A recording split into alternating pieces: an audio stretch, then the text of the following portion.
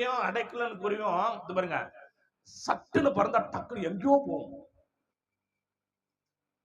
அதுபோல காரணமில்லாத இட்ட சாபம் பலிக்காது. பயப்படாத. காரணம் இல்லாத உன்னை துன்பப்படுத்துறாங்களா? காரணம் இல்லாத வேதனைப்பட்டு இருக்கிறியா? காரணம் இல்லாத அழுது கொண்டு இருக்கிறியா? காரணம் இல்லாத செலவு பண்ணி இருக்கிறியா? ஒரே கஷ்டப்படுறியா? இல்ல இல்ல இல்ல, அது எல்லாம் கர்த்தர் கரத்துல தான் கொடுக்கிற. பயப்படாத. அல்லேலூயா, அல்லேலூயா. காரணம் இல்லாத இட்ட சாபம் பலிக்காது.